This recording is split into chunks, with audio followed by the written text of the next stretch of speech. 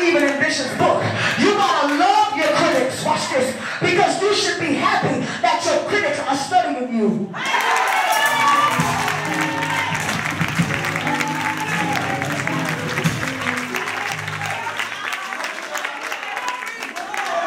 It's the reason why they're talking about you.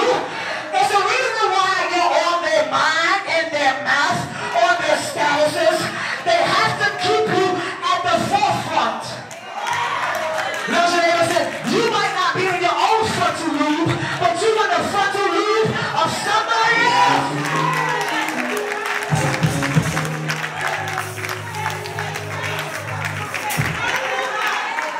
You have decided to get your life together, decided to open up you a business, decided to write you a book, decided to go to school again, and the critics can't even celebrate with you. The critics just want you to stay in the corner, uneducated.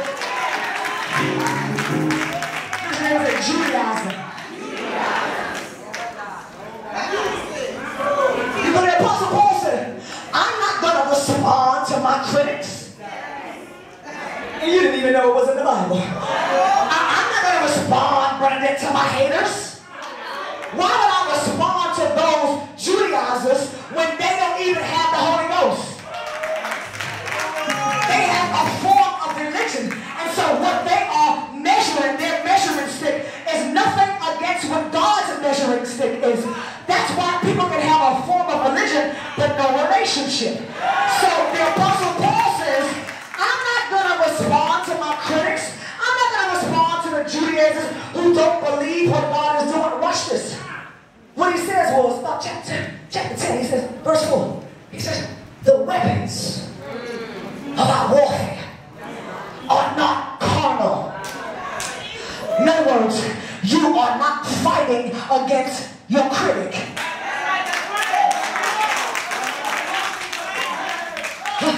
You are not warring. You are not. The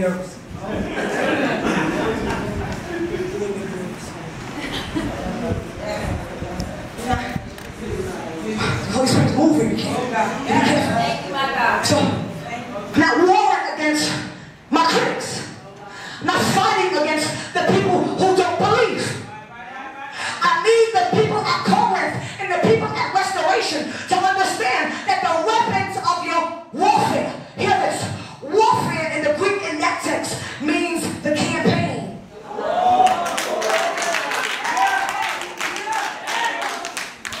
What's this? Warfare, in other words, you are not just fighting one demon. The weapons of my warfare. It's a campaign. It's a host.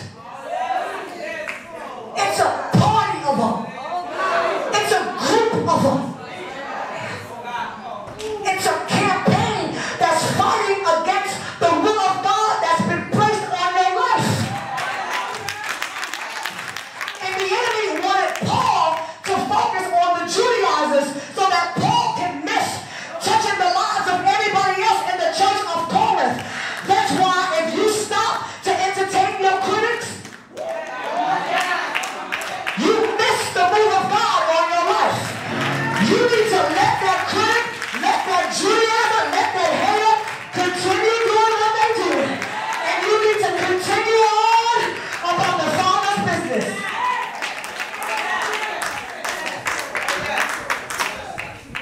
The enemy wanted Paul to think that his campaign was against flesh and blood.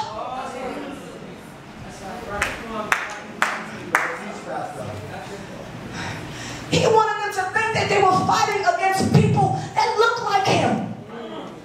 Help somebody today. And people that talk like him. And people that show up to church like him.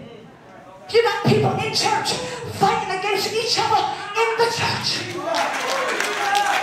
Warring against each other in the church. Don't like each other in the church. Judaizers. Judaizers in the church. So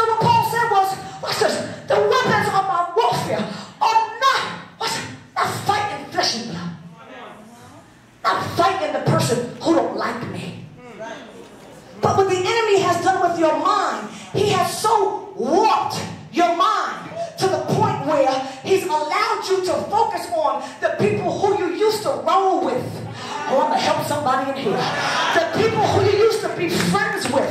And your mind is so focused on what they did and what they tried to do and how they tried to do it that you're not focusing on the spiritual warfare that you are really fighting. And the reason why you're losing the battle is because the battle is being fought with a physical. You cannot win a spiritual battle with a physical campaign.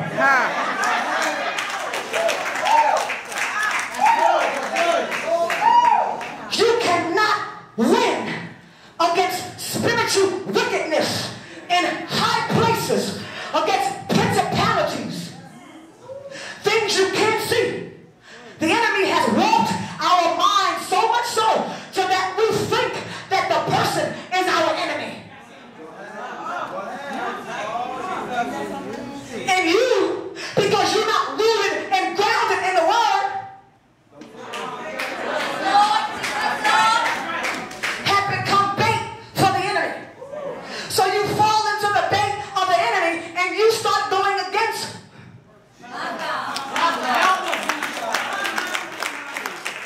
You start going against the person. But watch this. He said that what I'm dealing with, he said, it is an imagination.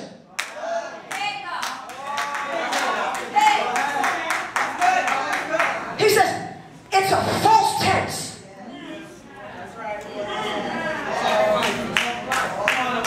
See, y'all want to hear that because you still want to be stuck.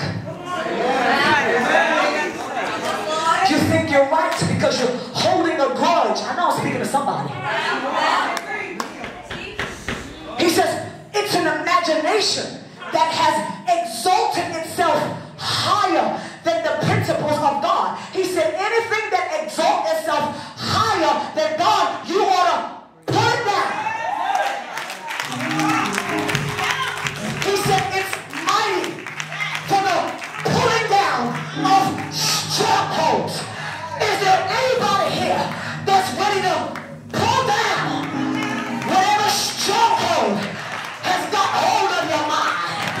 Is there anybody here that's ready to reach up and grab the stronghold?